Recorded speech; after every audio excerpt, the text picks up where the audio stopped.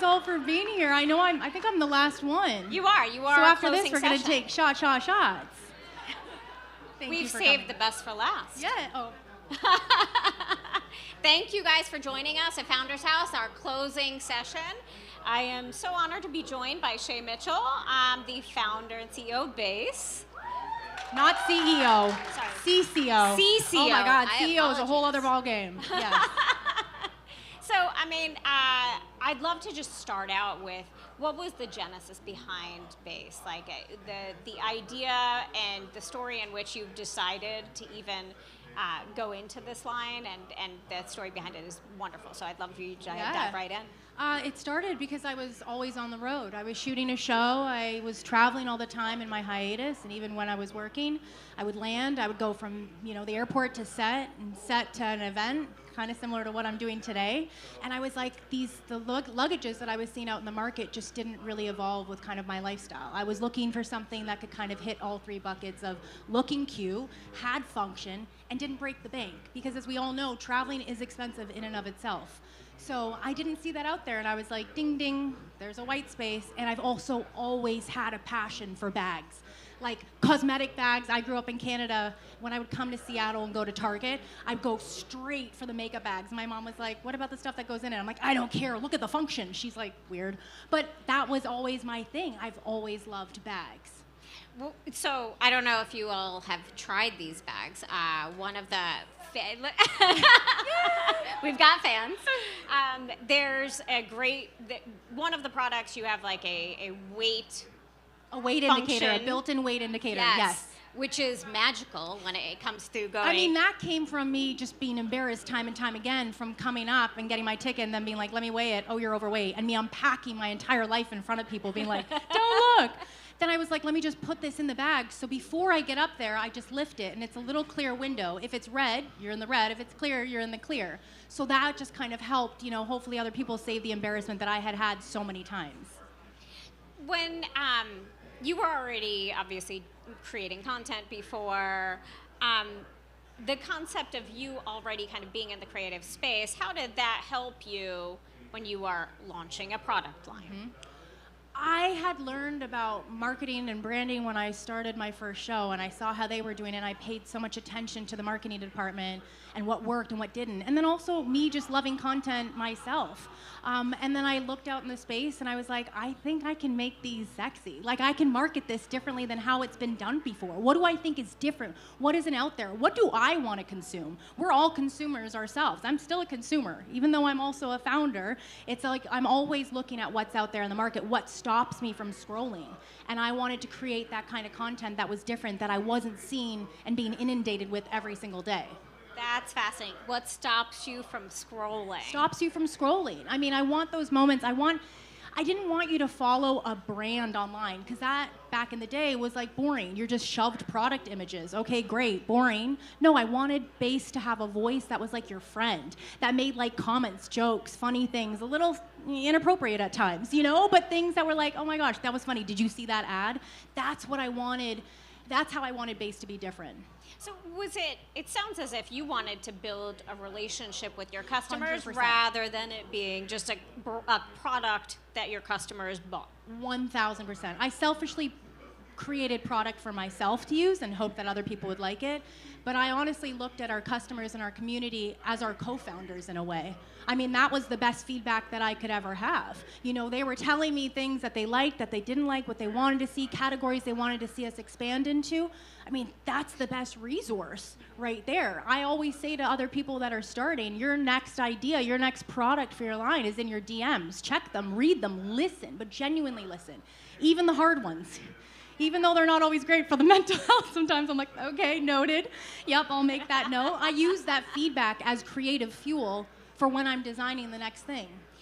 There are a lot of brands that struggle with product market fit. What was that journey like when you were launching Béis? I mean, honestly, I didn't go to school for this. Like, my education stops at high school. It was because I had such a severe passion for bags and creating things that could make my life easier on a day-to-day basis and hopefully other people.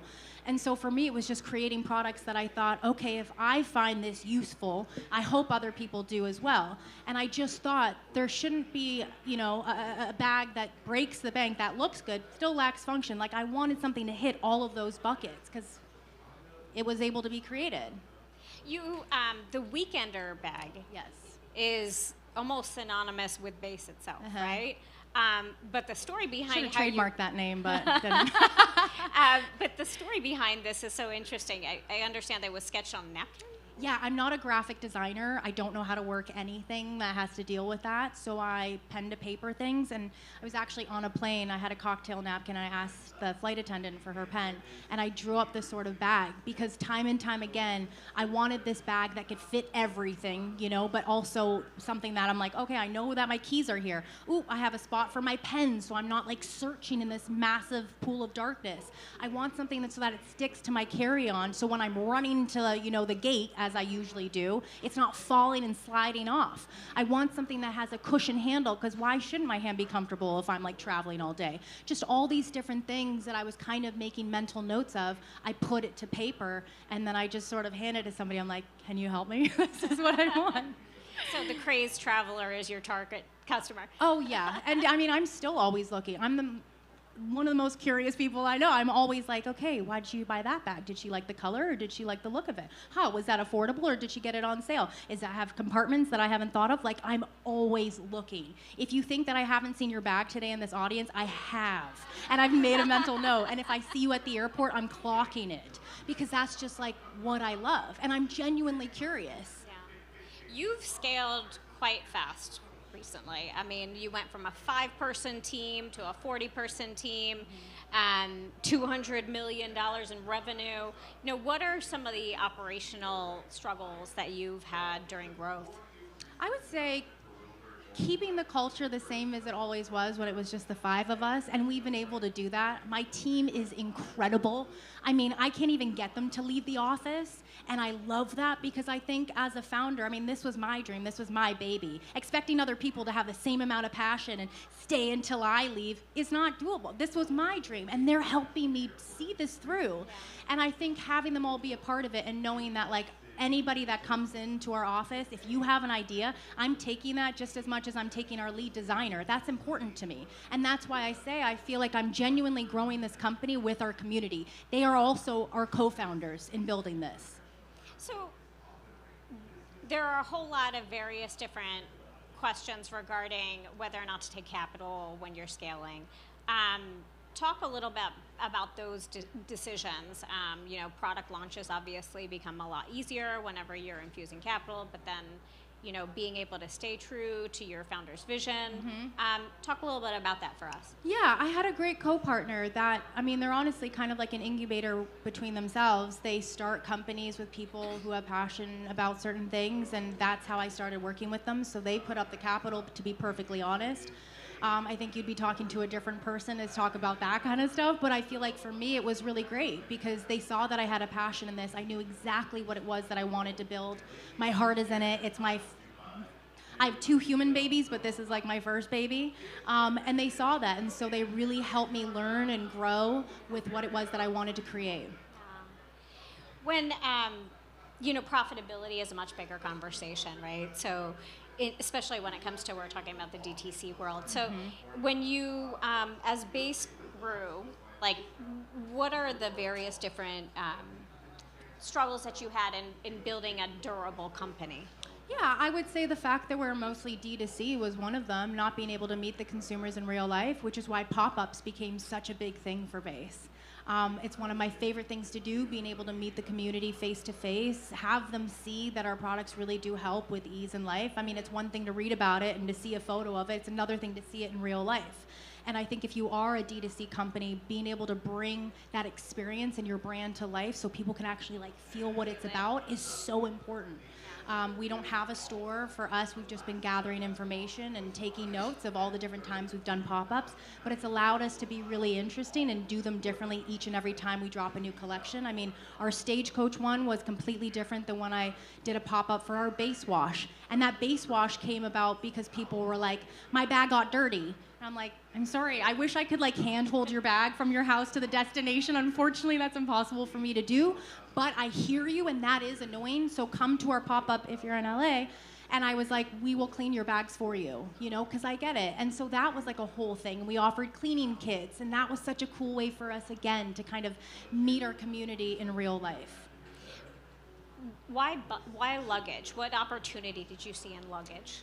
To be honest, it wasn't luggage right off the bat. I think I purposely launched with soft-sided luggage. We launched with the Weekender before it was luggage because I thought I don't want people to just think of us when they get an airplane ticket. I want to be a part of your A to B travel in your day-to-day, leaving the house, going to the gym, leaving the house, going to, you know, school, the grocery store, wherever. Yep. So for us, it was really being more about an on-the-go brand than it was a luggage brand. And I think luggage brands kind of saw the influence that we were having and were like, oh, we should create soft-sided bags. So that was kind of cool to be an influence to those, you know, heritage brands that had been out there. But for us, it was always about the on-the-go products before it was just luggage.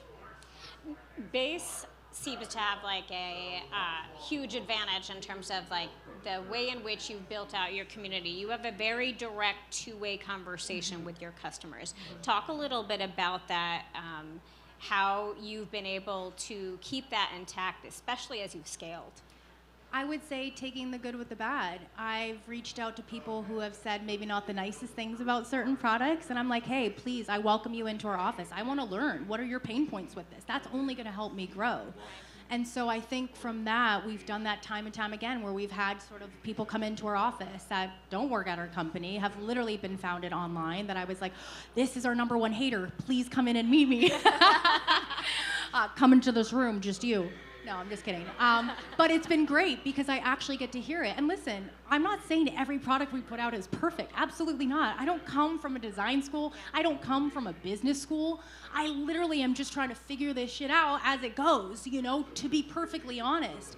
So for me, it's like, I put this bag out, I use it to the best of my ability, and then I'm like, okay, let's see, put it out in the world. How other people use it and move in the world is gonna be different than how I've used it. So you may find other things that are different that now I'm like, oh my God, you're so right. How crazy of me to have done that. Let me fix that for the next iteration of it. And thank you so much. So I think it's truly about listening to the community, allowing them to come in and help make it better. What's the process of feedback that you've built into the company? I mean, there's floods of comments, DMs. Yeah, I think it's from social. I think it's from digital marketing. I think it's from reviews online. I mean, that's kind of where I'm looking at. It's on every single platform. Our customer service, of course, we have a meeting monthly where I'm like, okay, give me all the facts, break it down for me, as I have like, you know, a glass of wine next to me. I'm like, tell me everything, Bob. But I think it's keeping really close to all those, you know, the people that work so directly with them to hear about what the actual feedback is. What's an example of a very direct change that you've made in the product line from feedback, and Yep. how after the change, what impact did you see in terms of sales? Okay, so even just colorways with luggage drops. We put out maple, which I loved, and I was like, this is a beautiful color. Then it was just supposed to be a little like drop in the bucket, and then that was it, and we moved on with our other core colors. No. When we sold out of that, people were like, how could you not bring this back? I love this color. I didn't get to, you know, complete my set, and that's also what we do. We do the same kind of color to match your set, so you can kind of have everything. And I was like, oh my gosh, we put it out there, and there was like a wait list of 40,000 people that were like, we want maple. And I was like, I hear you. So then we put it back out, and now that's a color that's a part of our core. Same thing with berry. Same thing with when, you know, we're making renovations to some of our products that we originally launched with. We may or may not be dropping a line of our renovated products this year, but like that's been taken from all of the feedback that I've heard from everybody. We fixed it, we've made things better, and now I'm like super proud to put it out again because it's been a minute since we first dropped our initial products like the Weekender. You had a 40,000 person wait list on one of the products, and Yeah. what did that tell you about how to pivot the brand? people are passionate, and I love it, and I'm so grateful, because honestly, that's the best kind of information. When we have those things, it's like we'll put out drops, and if we see so many people being like, please bring this out again, I'll do it in another iteration of it, or try and do it as close as possible. When I understand in 2026, you have a couple things in the pipeline, and part of that is actually improving that feedback process, Yes. like being able to envelop it more. Yes. Talk a little bit about that. Yeah, just, I mean, like I said, putting out the Weekender, 8 years ago now? Obviously, it's like just same things with your house. You change the pillows sometimes, you change the drapes, your tastes evolve. I think that there were improvements that I noticed over the last couple years where I was like, okay, even myself, like I can step out of being the person that created it and actually look at it from a different set of eyes and be like, okay, if I'm a consumer in today's day and age, knowing what I know about this, look at the Weekender, what changes would I make? I make those changes. I take in other people. Like I said, we brought people into our office to get their very important feedback, and we've made changes. And so we did that to some of our product that'll be possibly coming out with later. But I also think there's fun. I mean, it's so great to be like, what's like the wildest thing you could imagine? What would make your life easier when traveling? Oh, something that connects the luggage? Okay, noted. Stay tuned. What colorway do you want to see? What kind of material could I use that would like lessen the damage that happens just naturally when you're at an airport? I'm genuinely trying to take in everybody's feedback and make our products better. When you talk a little bit about you being the chief creative officer, and then what happens when that is in conflict with the feedback that you're receiving? What do you rely on, your own founder instincts or I think data and instinct kind of go hand in hand. I would say if the feedback from customers and my sort of like instinct go hand in hand, move in that direction. If they're both pointing in the same direction, which again was kind of like the Weekender, for example, if they were saying you need to make these improvements, you need to make these improvements, and my gut was also like, we need to switch up the Weekender a little bit, we moved in that direction. So I think they kind of have to align. I can't go completely off of either or, because then I have to stay true to like what I believe and what I genuinely am excited about, and my team, but also taking into consideration the feedback that I have from our community. Was there a time in which you had feedback and it pushed you to design something or launch a line that you necessarily did not see a need for? No, I think if there's something, when we put out a product, I'm looking at it, I'm like, if I genuinely wouldn't use this, it doesn't go out. If it doesn't hit the questions that I have of, is this functional? Does this look aesthetically pleasing? Does this make life easier getting from A to B? If it doesn't hit it, then we don't make it. Yeah. I wanted to switch a little bit about marketing. If it doesn't hit, it doesn't ship. Sorry. Makes sense. Recently, there's been, the email alert about the fraud. Tell me a little bit about how important it was for you to address that particular controversy over the fraud email alert, and talk a little bit about the process of addressing it and how you were able to kind of be transparent about what exactly happened and turn it into a strength for your brand. I would say that going back to what I was talking about earlier about being your friend and not wanting to be too brandy on social media, I want you to kind of be like as if you're talking to your friend. I think sometimes we push the boundaries a little bit that are just like funny in-house, and then we're like, oh shoot, we look and we live and we learn, and 100% we took in the feedback from that, and we had another set of guidelines made for our internal team to be like, okay, let's add these for questions to further ask ourselves before we put out anything on social media. But again, it's all a learning thing. We're not perfect. Products aren't perfect. We're working to put things out there in a different way, and I think that was a really great learning experience for us, and also as a team. When you're navigating that type of public criticism, you've obviously launched multiple different brands. Like, how do you kind of make sure that you're navigating it in a way that is sensitive to the brand, but also still stays true to what your vision and mission is in terms of the narrative that you're trying to build with your customers? I think it's about being honest about it. Again, I see a lot of things. I don't see every email that goes out. Yeah. So I think that was a conversation that, was a great one to have in this point in time. We haven't had a conversation like this in a long time with our marketing team. And that was really great for us to all look in and be like, okay, we need to hone it in here, expand out here. Let's do things wild here. Let's not do things as crazy here. And just have that sort of overall exploration that hadn't taken place since we launched. Like I said, scaling from 5 people to 43, it's a lot, in that short a time. So back in the day when I literally saw every email title, every single photo that went into everything, it's not the same as it is today, So, but I have an incredible team. We learn and we move on and we learn from our mistakes, and that's the only thing that you can do. You have quite a few partnerships going on right now. Congratulations on being named to Oprah's list. That was oh my God, literally still chills. When I saw that, I grew up watching that show when she's like, you get a thing. Like being on Oprah's list was insane. Seeing that was Christmas. I was like, all right, I'm done. Need nothing else. Like making that list was one of those like pivotal moments I will never forget. So talk a little bit about the partnerships that you have. We talked about your partnership with Rare Beauty. Yes. What are kind of your strategy in terms of like how Béis partners with other brands and how it amplifies Béis? Yeah, I mean, it amplifies us by getting, to kind of be seen by their communities. I also think it matters a lot with the culture that they have with their brand, their company. I love Selena. I love Rare Beauty. I think it's genius what she's created and so thoughtful in the design and the details, which is also how I would look at how we create our bags.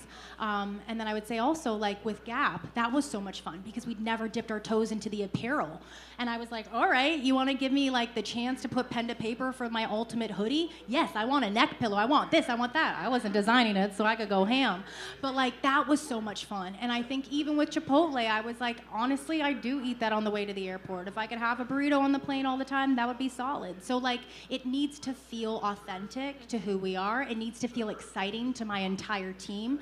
There's a lot of incoming emails with that of people, and we feel so fortunate about who want to partner.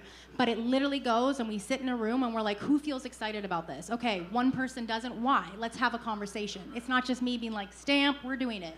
It has to be a collective agreement of we're all excited to do this. And we've been so lucky and have had so much fun. And now it's great that the studios are coming to us saying, hey, I mean, that was it for Wicked. They hit us. And I was like, excuse me, what? You want us to design the bags for this? That's awesome. We'd done it with Barbie, and I had so much fun and got to live out my childhood dream of going to Mattel and exploring it. And then the ones that we have for this year are also super fun. Hint, hint, maybe somebody who's been on this panel, we have something, a little collab with them. I don't know. But yeah, it's really, really fun. Were there partnerships that you turned down, and why? Yes. I'm not going to tell you who. It would have been really fun if this was a drinking game. You're like, for every question you don't want to answer, take a shot. There's tequila. Okay. Yes, and I think because it just didn't make sense. I mean, a fun game for me is when somebody gives me a name of something and I think about how we could make it work. I love that. But it doesn't necessarily mean that it feels right, Okay, so if we don't want to name who the partnership, yeah. But like, what was the reasoning behind why it didn't align with the Béis brand? I would say their branding and the way that they use social media and marketing just had a lot of guardrails on, and in a way that didn't allow us to have our voice that we've always had. That's kind of tough, and I mean, we had some of those struggles working with Wicked and the movie productions because they have to hold, super tight until the movie launches, rightfully so. But with other companies that maybe just don't have the same sort of brand voice on social and didn't kind of get the idea of how we wanted to market things, that's where I kind of feel a little like, okay, cool. There's other people, and it just doesn't fit. Yeah. Now you're launching into the men's line. Mm-hmm. What was it about expanding into that demographic, and how did you think about the alignment with your brand when you are looking at a demographic that you may not have necessarily been in before? I wouldn't even say it was like a men's line, to be perfectly honest, because I travel with it and I love it. I love the color, but it was soft-sided luggage we hadn't done before. It was like half duffel with a half hard shell. I've used a lot of these bags when I'm traveling. My stylist had, and then kind of looked at his luggage, and I was like, oh, that's cool. We could do that, but you know what? We could do it in this flame color. That's fun. The backpacks were really performance-driven. I would say that more so than like a men's drop, it was performance-driven, and that's what we really focused on. The material was ballistic nylon. It was extremely durable. I mean, our marketing for that was like throwing it off of our building, driving over it. You know, we had a lot of our like male designers come up and like talk it through, and it was cool. But I think it was more like, it's a gender-neutral brand. I mean, drop. It was just more performance-driven and had a different like look to it. And what were some of the launch aspects that you felt as if the Béis product itself needed to stay true to your original vision, but we can pivot this a little bit to open it up to a new demographic? I would say keeping the exact same function. We still have a key leash. It's a different kind of key leash, but it's still a key leash. I talked to a lot of my friends who are, like I said, more in the performance, the sports, my snowboard friends. I was like, hey, use this bag. I know you use this all the time, but like, try this out. What are your thoughts?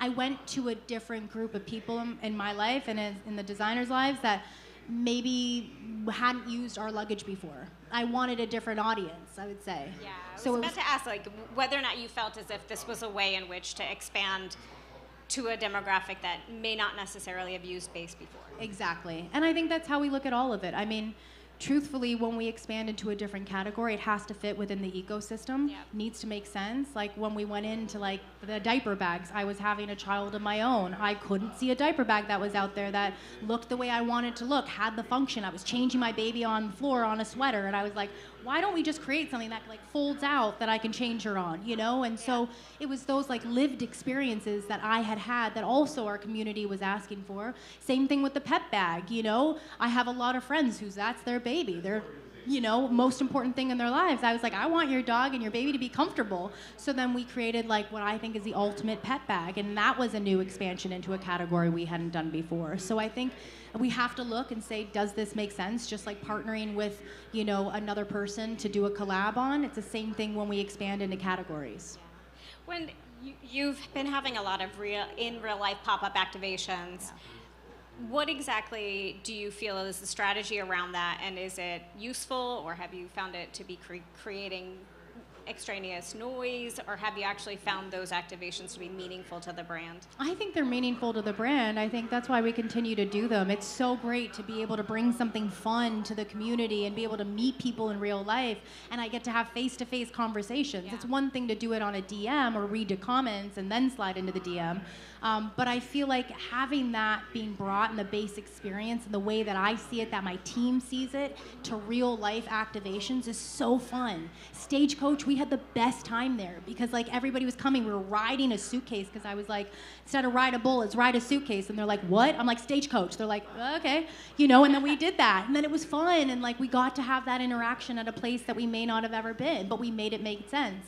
Same thing with when we did like an RV thing. We went to national parks and we got to meet people of a completely different demographic that were like camping and doing things. And we're like, hey, we have a bag for you. I want to meet people where they are. And sometimes that means getting out of our office, getting out of the internet and going to them in real life. Those are like, if you're a smaller company or a founder that has a limited marketing budget, you know, those are expensive activations, right? Yeah, they are. What type of advice would you give to founders who are looking for a similar type of touch, feel experience for their customer base, but don't have the budget for it? I think you can bring it to the streets nowadays. I see so many people doing that. There's so many smart ways to market things. I mean, I see them all the time. I'm saving those things too because I'm like, that was genius. I don't think it always needs to cost an arm and a leg. I think you can do things in a really smart way now that catches people's eyes. And I think too, there are a lot of grandiose pop-ups. Sometimes it is as simple as like a take this and then somebody has their product, you know, in sample form on a thing and you're like, oh cool, oh that's really smart. You know, or cool QR codes that like make you stop because it says something crazy and then you scan it and then it takes you to the company. I mean, there's so many different ways to grab the attention nowadays. You don't need to break the bank. Yeah. When you're talking about looking ahead, I know you are now looking at a skincare line, Rinny. Yeah. Tell us a little bit about that. Yes. I have 2 girls, ages 6 and 3. Yeah. They love watching everything mommy sees, they want to do. One of my calm down moments at the end of the day is a face mask when I can get that time. And they always wanted to participate in that. And for me, it's like a way of giving back to myself. It's that self-care time that I saw my mom as I was growing up with. And I thought, okay, let's do the same thing. I went online. I saw that there wasn't anything that was dermatologist tested that I felt safe enough putting on their skin. Same thing with Béis. Ding, ding, ding. Okay, there's a white space here. And there was a need because I need it. And not only me, my friends. Same thing was when I was at my friend's daughter's birthday party. They all were getting face painted. As much as I have a love-hate relationship, because if you knew the ingredients in it, it's not the cleanest, but whatever, I'm not gonna be that mom. So I was like, get your face painted like a tiger. Then she wanted to take it off. I was like, do I use my cleanser? No, I can't use my makeup wipes. They were just recalled. Paper towel? No. Hot cloth? No. What do I use to take off this like crazy face paint? There wasn't anything. I wasn't gonna use a bum wipe, like it didn't get it off. So that's also where we came out with the wipes that now I use to take my makeup off. So I think it's just those natural pain points in your life that I'm like, oh, I actually need this really for myself and my life. It becomes a business idea. Pardon? And it becomes a business idea. And it becomes a business idea. And so it's just authentic to who I am. I mean, yeah. So there's a lot of folks in the CPG space, the typical growth is, getting into Ulta, getting into Sephora, and being able to expand brick and mortar stores. You had an interesting way in which you leveraged TikTok Shop. Talk to us a little bit about how that is kind of the underrated way to expand and scale. I do think it's, the underrated way to scale, because I think you get enough noise on that, and then you have the Sephoras and the Ultas looking at you. They can't ignore it. If you're crushing sales online, I mean, then they're like, okay, it's the same thing with a musician and an artist. If your sales start popping off on SoundCloud, then the people want you, and they're like, hey, come join our, our agency, our label. But I think for us, it really was that direct-to-consumer relationship that was always super important to us. I didn't want there to be a middleman. I wanted it to come from me as to why I found this bag so useful, why I created this compartment, why the laptop sleeve was here and not on the front, why there was a key leash on the inside pocket. Like, I wanted, which is why I started doing all of those walkthroughs myself. It was because I genuinely wanted to explain the thought process in creating this product. I always like to end with the question of legacy, right? The whole concept of like, what is it that you want your business to be in 10 years and 20 years, and how does this attach to you as part of your legacy? Oh, my legacy. I want to create brands that help people in their everyday life, make it easier to move, make it more fun and enjoyable, make you feel more confident as you move from A to B. Just all of that. I want to have fun, and I'm learning myself. I don't have it figured out. I'm just like, hey, I need this. Is it out there? No, let's do it. Let's create it. We should all feel empowered to be able to do that, especially in this day and age with all the access to information that we have. And the social media, with the people, with the audience that we have. I don't care if it's 100 followers or 100 million. There's still eyeballs watching. And it's a lot easier to get access now to people via social media than it was even when I started out. So I think just like, don't be afraid. Stay close to your why and your purpose. That's like the #1 thing. I'm not just creating things because I'm like, there's a need on a market. Let's create this and research about it. No, I don't need to research about it because I freaking need it right now. So like, let's create it. And I think that's how you kind of have to start things, or at least in my opinion. Starting from a need. Starting from a need, yeah. Shay Mitchell, thank you for joining us. Thank you guys. I know I'm the last this one. This is a great conversation. Thank you. And thank you everyone for joining us. And this is the last session for Founders House.